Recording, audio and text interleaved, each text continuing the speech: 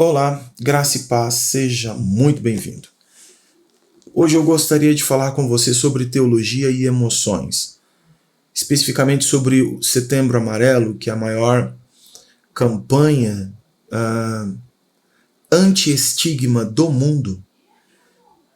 Dia 10 de setembro, que passou, é o Dia Mundial de Prevenção ao Suicídio.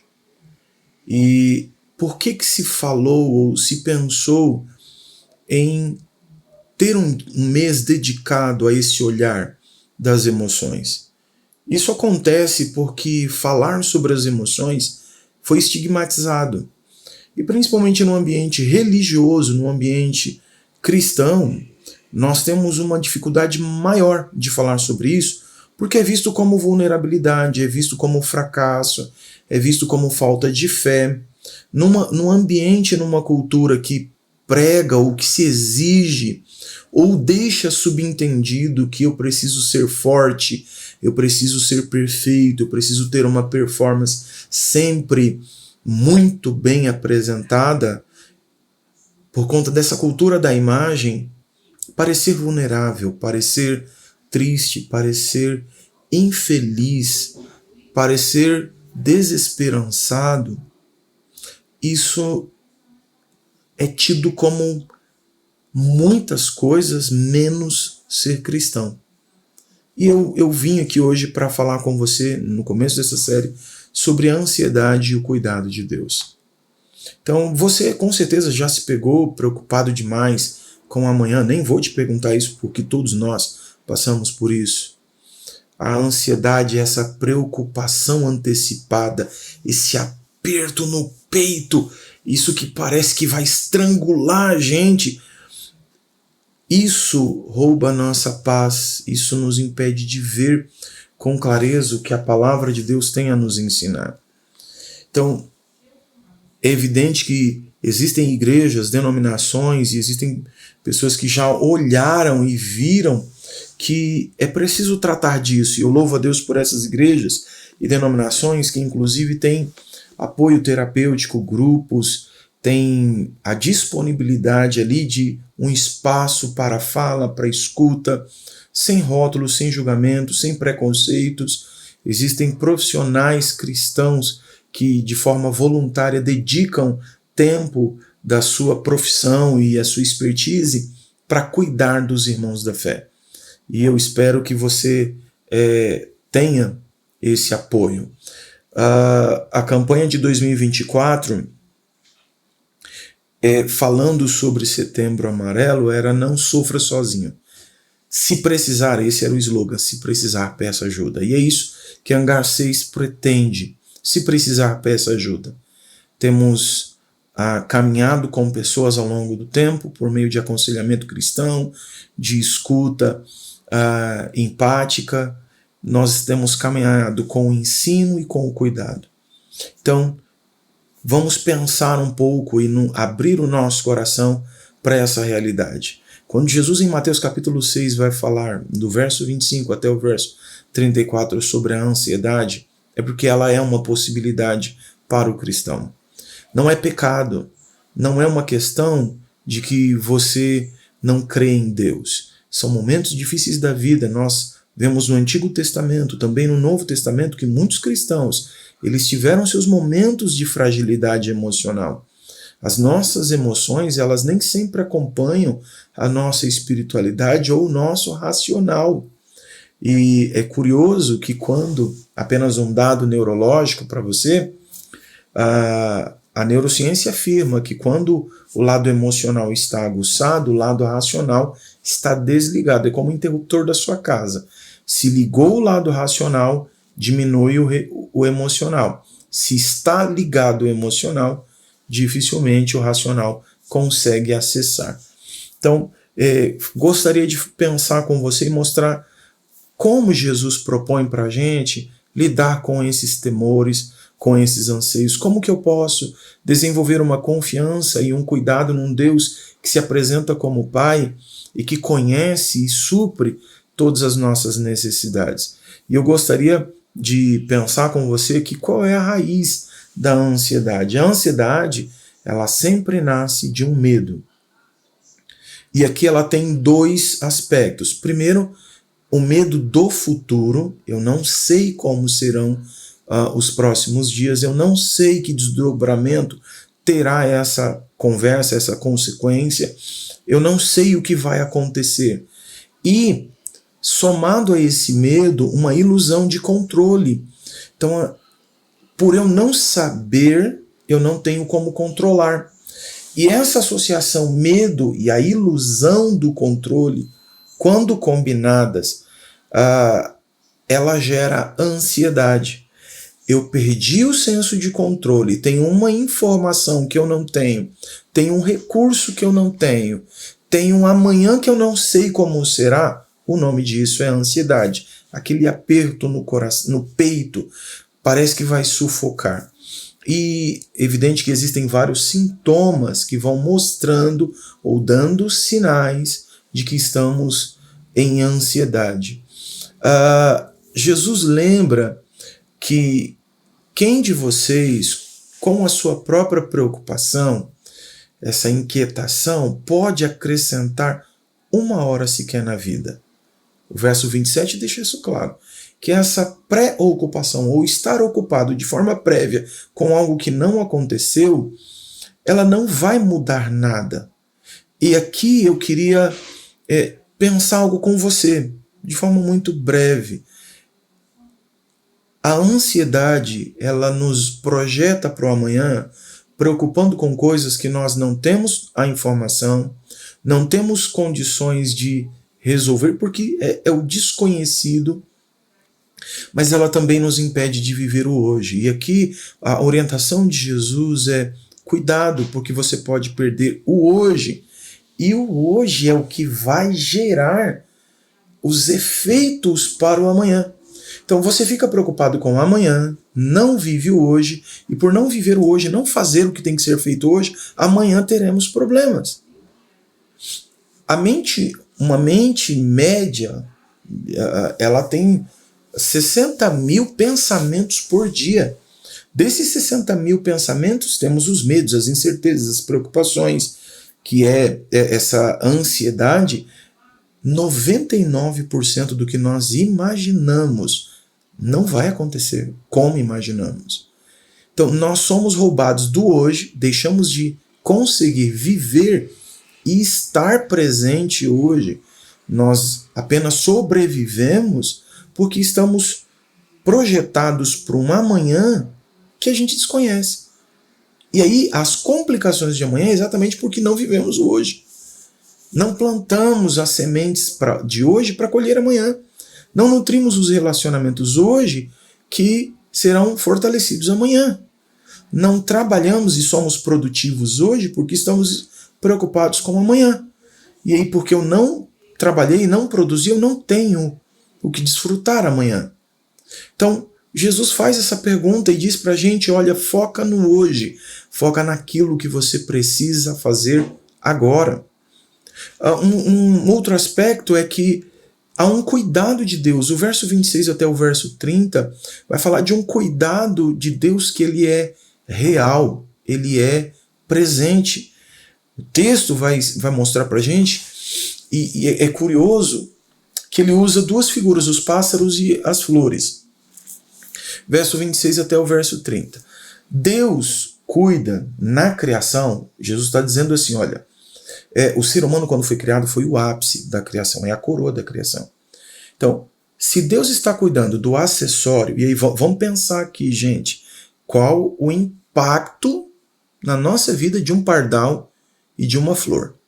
O que isso vai mudar? É evidente que tem a sua beleza própria da criação, da cor, do cheiro, né? Da beleza das flores, tem o canto dos pássaros e tudo isso vai nos lembrando do Criador. O que Jesus está dizendo é o seguinte: se ele cuida dos acessórios, ele não vai cuidar de você, que é mais importante? Faz sentido toda essa preocupação e desespero? E aí, ele está dizendo por uma argumentação lógica: se ele cuida do acessório, ele vai cuidar do básico. Pensa bem. quanto mais Deus vai cuidar de você que é filho. É isso que Jesus está dizendo. Então, não faz sentido nenhum. Não tem lógica. Então, qual é o antídoto? Então, foca no hoje. Contemple a criação, ela declara Deus. Os céus manifestam a sua glória e o firmamento a obra de suas mãos. Eu quero te dar uma dica aqui, olha. Tenha momentos de contemplação, observe a natureza ao seu redor. Jesus estava dizendo o seguinte: quando você para um pouquinho, respira fundo, foca no hoje, observa a criação ao seu lado. Se Deus dá chuva para a planta, para a semente que foi regada, se Deus dá no momento certo. Nós estamos em setembro, é mês dos ipês. E você tem ipês amarelos, brancos, rosas. Você vê aquele esplendor das árvores coloridas. Se Deus se preocupa com o tempo, com as estações, com o florescer das árvores, você acha que você é menos importante? Não.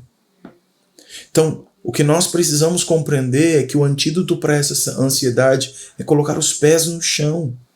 É trazer à memória essa reflexão e essa concentração, esse foco. Eu preciso buscar em primeiro lugar o reino de Deus, o Deus que cuida deles, cuida de mim. Eu posso buscar Deus, a sua vontade, na certeza, confiando que cada dia Deus vai prover para o dia. E a ilusão do controle está aqui no verso 34. Basta a cada dia o seu próprio mal. Então eu preciso para hoje. Se eu me angustiar com o amanhã a ponto de não viver o hoje, eu perco hoje e o amanhã. E aqui para o cristão é falta de confiança, porque o texto vai dizer que os pagãos que não têm pai, que vivem como órfãos no mundo, eles é que vivem assim.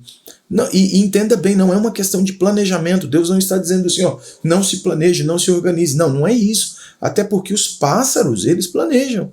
Eles escolhem, comem a sua porção, mas quando é época de inverno, que ele sabe que não terá, ele tem estocado. Então, o contexto aqui é confiar que cada dia eu terei o cuidado de Deus. Eu faço a minha parte, incluindo planejar, reserva de emergência, me organizar. Mas eu não posso colocar nesses recursos acumulados ou nesse planejamento a garantia e o sucesso da minha vida. Deus em primeiro lugar. Então, troque a preocupação pela oração. Filipenses capítulo 4, versos 6 e 7. Depois você lê Mateus capítulo 5, capítulo 6, do verso 25 ao 34. Nosso propósito aqui no Hangar 6 é teologia prática. Você que gosta de teologia, de Bíblia, de entender a vida cristã no dia a dia, é isso que a gente faz. Então, se você ainda não é inscrito, se inscreva no nosso canal, deixe o seu comentário se tem edificado a sua vida, se tem de alguma forma te facilitado o entendimento da palavra de Deus, se tem te levado a confiar mais no Senhor, a ter uma vida mais próxima do Senhor, deixa aí o seu comentário, tá bom? Se tem a sua crítica também, ou algum retorno do que podemos melhorar, você será muito bem atendido e vamos procurar melhorar, que esse é o nosso papel. Mas Filipenses capítulo 4, verso 6 e 7 diz assim: não andem ansiosos por coisa alguma. Essa preocupação, dividido. Inclusive a palavra ansioso, na língua original grega, ela tem a ideia de estar dividido, tá bom? Lá em Mateus 6, o conceito ali é estar dividido entre o hoje e o amanhã, entre o cuidado de Deus e o autocuidado, entre confiar em Deus e confiar em si mesmo. É estar dividido, e por estar dividido eu não sou inteiro. Eu não tenho mente, emoções e ações alinhadas. Esse desalinhamento são expressos por meio de sintomas, como crise de ansiedade, depressão, angústia profunda e vários outros indicadores de que nós estamos desalinhados, tá bom? Apenas uma curiosidade. E o verso 6 então diz isso: não andeis ansiosos por coisa alguma, mas antes em tudo, pela súplica e pelas orações e com ações de graças, apresentem seus pedidos a Deus.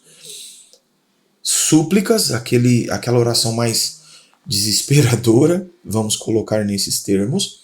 A oração, aquela conversa onde você expressa suas preocupações, ainda não está num estado de angústia, mas a súplica aqui já é algo mais forte, já envolve muito mais as emoções. Ações de graça, onde eu trago à memória coisas que Deus já fez, como recurso também mnemônico, para saber que eu posso confiar. Deus fez no passado, faz hoje e vai continuar fazendo amanhã. Esse Deus que é fiel e que não muda. É isso que o texto está dizendo. E por fim o verso 7. Quando eu vou a Deus, coloco diante de Deus essa conversa terapêutica, então troque a preocupação pela oração. Faça desse momento terapêutico um desabafo com Deus. E eu brinco, né, que às vezes a oração ela é quase alguém que precisa vomitar, pôr para fora algo que está dentro fazendo muito mal. Então vá a Deus e ponha para fora tudo que está te fazendo mal. Não se preocupe com se isso é bonito de se dizer ou não. O vosso Pai te conhece e sabe das suas necessidades. Faça desse momento um exercício terapêutico. Mas também exercite a gratidão. Lembre-se do que Deus já fez. Lembre-se de muitos medos e temores que você teve, que eles não aconteceram. E não aconteceram porque talvez não iriam acontecer, ou porque Deus o livrou, ou Deus te livrou de uma situação. Então, aqui questões práticas, né? À luz do que a gente está aprendendo aqui, ó. Troque a preocupação pela oração, exercite gratidão diária. E uma recomendação: quando você for dormir, pense em pelo menos 2 ou 3 micromilagres ou motivos de gratidão pelo que Deus fez naquele dia. Foque no hoje. Viva um dia de cada vez. Não deu para fazer tudo o que eu tinha que fazer hoje na sua lista. Então tenha uma lista de prioridades para não se perder no meio do todo. Que é essa loucura, toda a demanda e tantas coisas roubando nossa atenção e nosso foco. Foque no hoje, tenha lá a sua lista de prioridades. Viva um dia de cada vez. Não deu para fazer hoje, não é o fim do mundo. Amanhã eu vou verificar se de fato algumas daquelas coisas que eu listei são prioridades, são coisas que eu de fato devo gastar tempo. Comece a administrar melhor o seu tempo. Foque no hoje, um dia de cada vez, com toda a leveza necessária para uma vida saudável e uma espiritualidade genuína, autêntica. E identifique, né, o que tem gerado ansiedade, preocupação. Alguns ficam sem comer, perde a vontade de comer, outros comem em excesso, outros dormem demais, têm uma sonolência violenta. E isso é uma forma do corpo fugir do enfrentamento das situações, ou pessoas que perdem o sono, vivem dias e dias com insônia e terrível. Identifique o que tem gerado essa ansiedade, essa angústia, essa preocupação. Perceba o que é como um gatilho, né, que dispara tudo isso: ataque cardíaco, aquela sudorose, o tremor, o senso de que está faltando a respiração. Entregue tudo isso a Deus, praticando esses exercícios e essas dicas. E eu volto a te dizer: peça ajuda. Se preciso, peça ajuda. O cristão precisa entender que Deus, por meio da sua graça comum, nos deu sabedoria e profissionais qualificados que podem nos ajudar.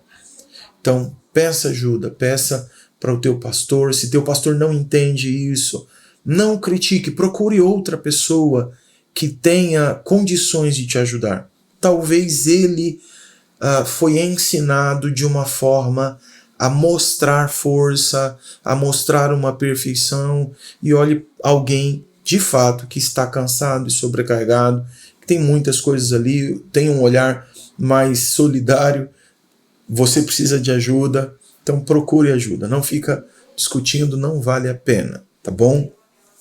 Procure pessoas que possam te ajudar no aconselhamento pastoral, no aconselhamento terapêutico, irmãos que podem orar com você, e isso é muito importante, tá bom? Espero ter ajudado e espero que de fato cresçamos na graça, no conhecimento de Cristo Jesus. E se esse vídeo tem potencial para ajudar pessoas, eu peço que você seja um evangelista digital. Não tenha isso só para você, compartilhe, envie para um irmão que você sabe que está passando por um momento de dificuldade, ou alguém que comentou com você, compartilhe, faça com que esse canal de comunicação leve a palavra de Deus o mais longe possível. Quando você curte, quando você dá um ok, quando você comenta, a plataforma entende que esse vídeo é relevante e ele vai alcançar muito mais pessoas. Então nos ajude, Deus te abençoe e nos vemos no segundo episódio, Teologia e Emoções.